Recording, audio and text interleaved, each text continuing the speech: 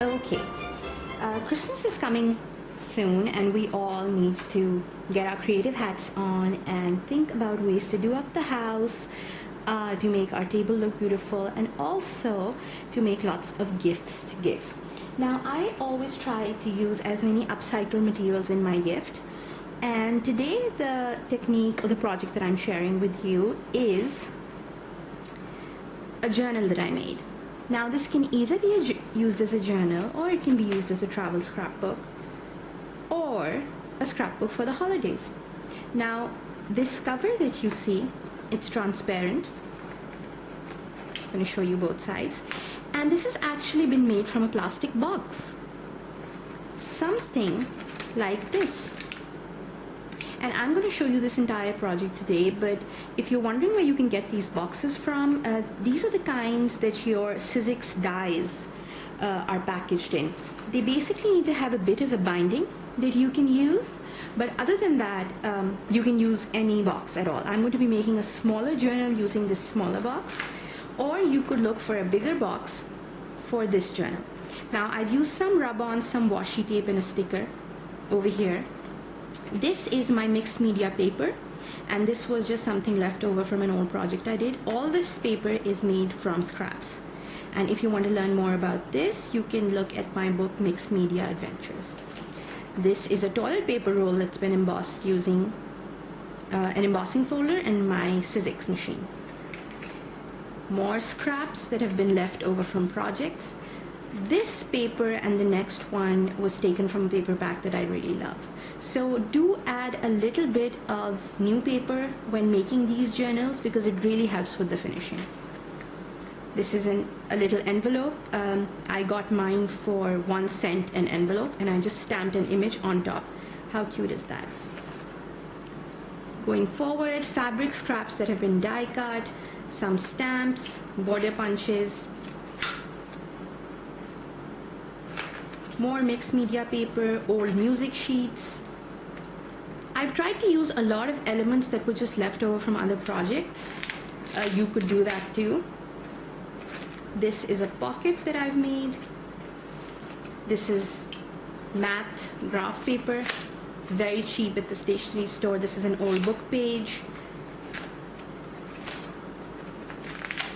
Again, the envelope, more graph paper, scraps left over, a couple of pages taken from a 6x6 paper pad that I found at Marshall's. They have awesome deals on these. So the entire pack was just $3, and I think I used about maybe 3 or 4 pages in this.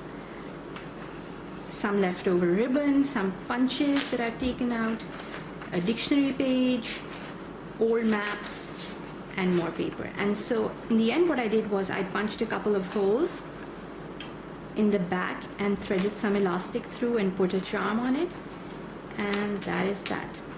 And as you can see, these are normal book rings, and I use my crocodile to do the punching. So very simple. You can make lots of these to give to friends. These are perfect for the new year, perfect for the holiday season, and we're gonna start making ours right now. This project, if you're just seeing the promo video, will be included in our Christmas upcycling guide, and you guys are actually more than welcome to submit your projects as well. We're trying to save the world one craft project at a time through upcycling. Happy holidays, everybody. Okay, let's start our project. First of all, I'm going to talk you through some sources of paper for me. Like I said, I do use some pretty paper that I have left over from other projects. I use a couple of fresh sheets as well, but mostly it's little things, pieces of paper that have been left over.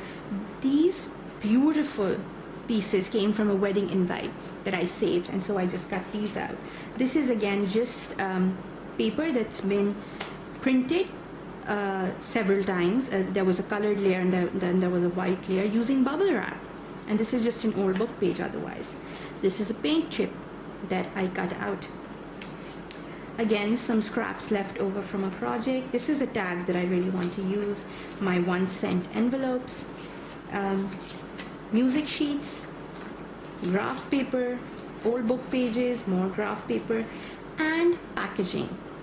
You will you see that craft companies today make all sorts of beautiful packaging that we can actually use in our craft projects. So this is one that I'm going to be using. Of course, I'm going to cover the back, maybe with some of this paper, but I think this is perfect to use. So the look of your book will depend on the sort of stash you have lying around, which is why I say that you should save everything you can. This is an old gift bag.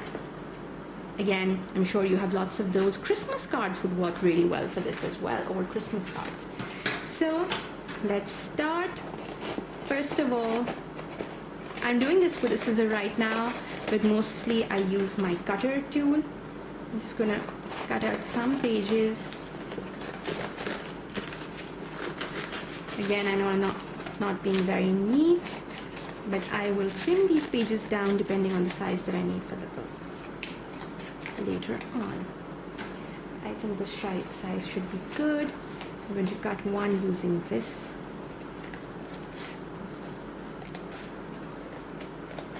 Packaging. Now I try to do these videos mostly in real time so that you can follow along. Do let me know in the comments below if this bores you and if you'd just like to see a walkthrough of the project. And we can always do that. Now I'm going to leave this because I like the way it looks. Some of the paper shows through. Okay then. There we go. Now, first off, we're going to use a plastic box to make the binding. What we need to do for that is open the box up like this and get rid of the flap.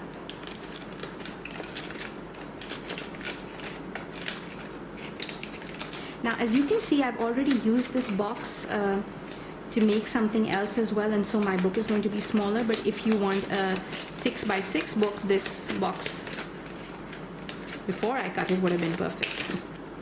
And now I'm just taking the part that I need. Again, this is not very straight, but you should use a ruler when doing this, and I'm just going to show you how. We're just trying to get the basic shape out right now. And now my box has still got some stickers over here that I should probably remove, and I'm going to do that in the end. But just make sure you have a clear sheet of plastic that folds like a book cover. Now, going forward, I'm going to just grab my ruler and make my edges straight.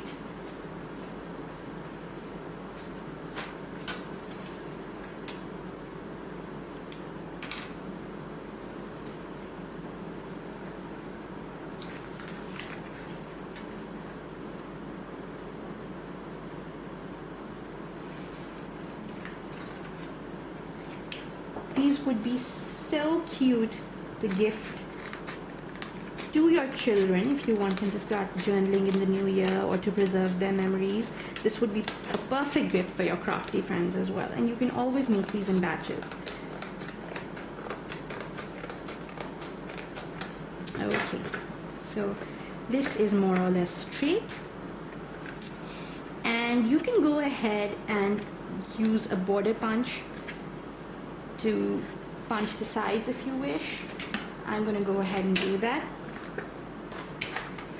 So whenever I go to a craft store, which of course I do, who doesn't like to shop, I try and stock up on tools versus materials, because I feel that the right tools help me to upcycle, like right now, and materials, they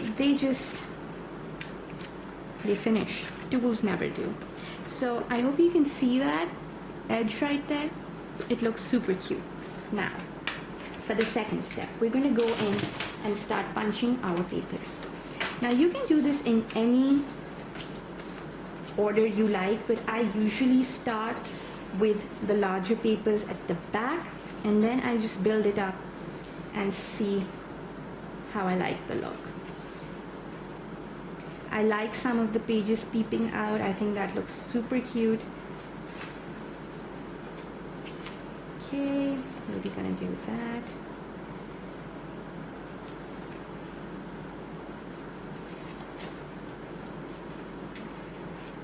and you just basically layer them on, making sure that every page that you turn or your friends turn is a surprise, and a beautiful one at that. This can go right at the back. And then I usually take some trouble with the front because that I want that to look spectacular. So maybe I'm going to do this here,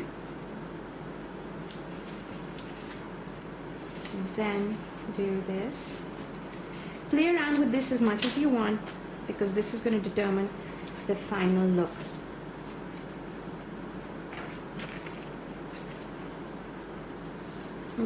Maybe this tag can peep out like that, and I'm probably going to give that a decorative edge to add some visual interest. Trying to hold it and punch it at the same time.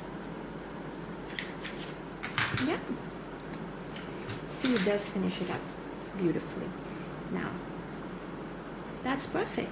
So now what I'm going to do is I'm going to take my crocodile and punch a few holes. I'm going to do 3 so that I make sure that each paper is at least held by 2 book rings. So I'm just going to reach out for my crocodile. This is one of the handiest tools that I have ever seen. Whoa, that was loud, I'm sorry. It's just a very thick bundle that I'm doing here. So it's a bit noisy. You could always go in and do this twice if you wanted.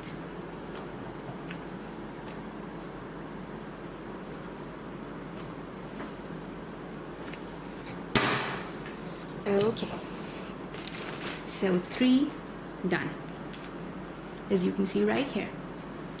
Perfect. Now what I'm going to do is I'm going to take the paper right at the end, I'm going to pull it out, and I'm going to put this in my journal. And now I'm just going to go ahead and make an imprint on one side and then the other side.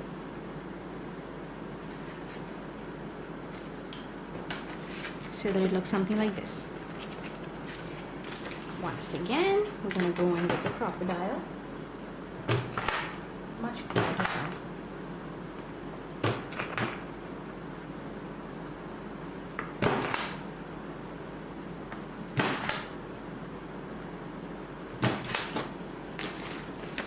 That's it, we've got our holes, and now we're going to reach for the book.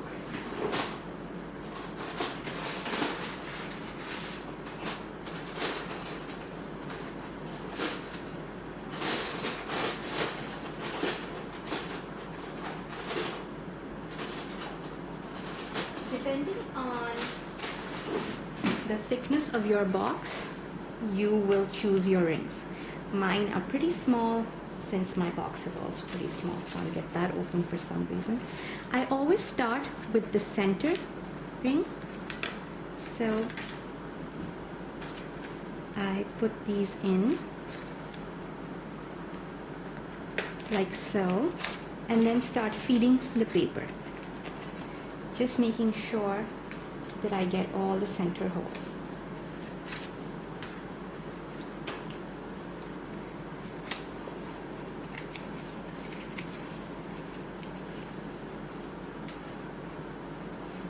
These come towards the front.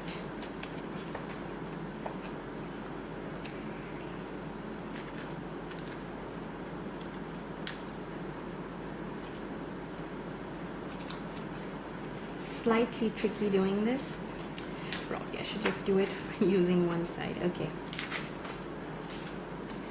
Then this. Then we have a tag. We have this paper. Just can go here. Our paint chip goes here.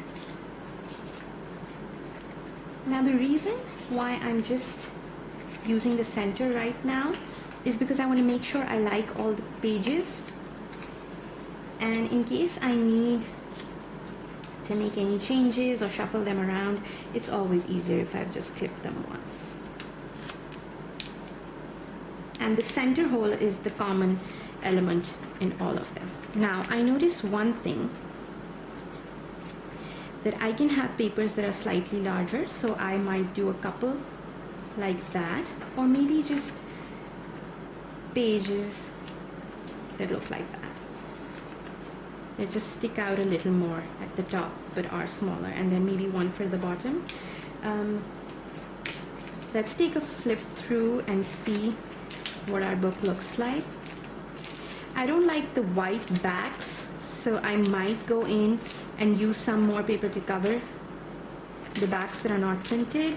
I like the way this looks because this is double-sided paper. I'm going to go ahead and stamp this one.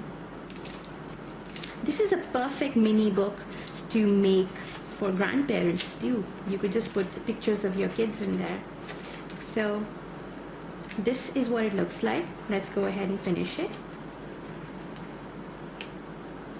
We want something a little more colorful that sticks out from the top and some from the bottom. Just gonna look in my stash. I think this would look super cute, and then maybe this too. Yeah, I think let's go ahead and use both of them. Now I'm gonna hold them together like this, and I'm going to take out the last page, since that was my guide. Just going to take that out.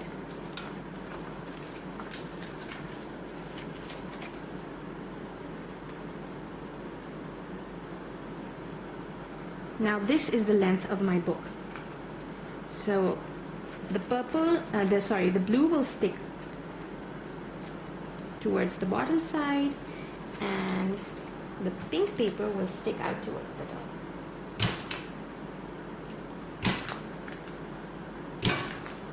Let's see how that looks. I think it's going to look super cute. Okay.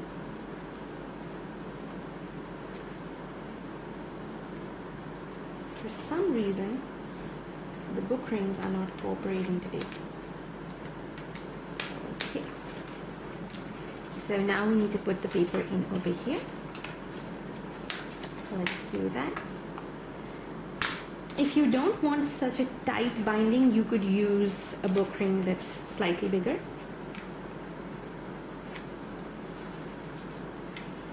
There we go. That is done.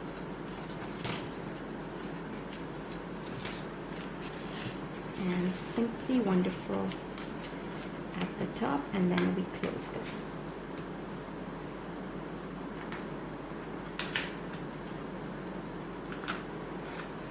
Perfect. Now we're going to get the other book rings, since we know we like our book the way it is right now.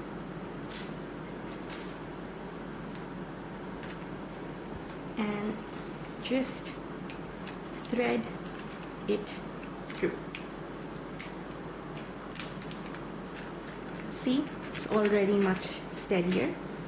Just make sure that other than the really small tags, each page has at least 2 book rings anchoring it down. And one book is short, just looking for that.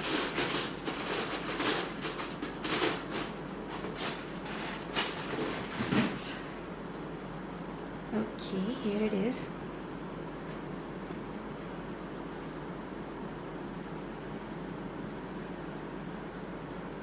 So the bigger size that I was telling you about is one size smaller than this. Here, let me grab one if I have to show you. It's this one, the one that I use for this bigger book. I like the smaller ones for this one because I think it's going to be pretty compact and cute. Okay, I just need to grab a plus to open this one up. It's giving me a bit of trouble.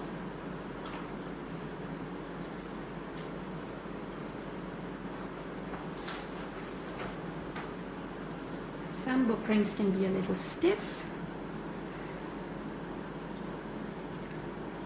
There we go.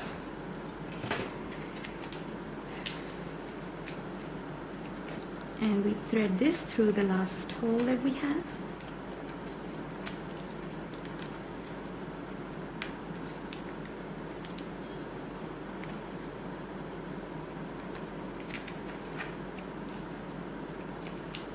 There it comes. And just through the cover and then close it. Perfect. So you can see that the pages are all in place, not moving around, looking pretty good. I'm going to probably go in and paste some scraps of paper on the pages, the backs of which I don't like, or I can also make a pocket, just stick it halfway and make a pocket. So you can go ahead and do that. You can also add some stickers and stamps and other little small embellishments that you have lying around on the pages like that. So probably gonna go in and put that in. I like it on the graph paper. So there we go. Now for the cover, there are several things that you could do. You could emboss this entire cover. Just put it in your die cutting machine and do that. You could also use washi tape. You could use rub-ons. So basically the sky is the limit. Stickers are another option. So let me just see what washi tape I have lying around. I like the black. I think the black will look super cool. So I'm just going to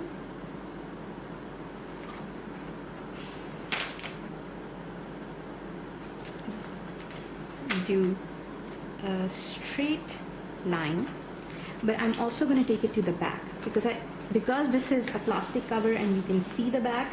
I don't want it to look messy.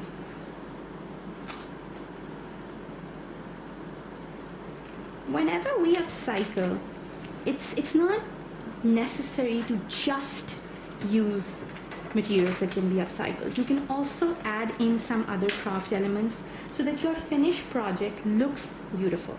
I mean, if you want to give a gift for Christmas, you don't want it to look tacky, right?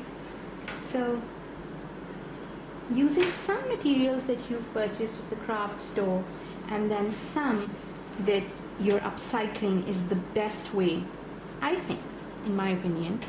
Do share with me if you think I'm wrong.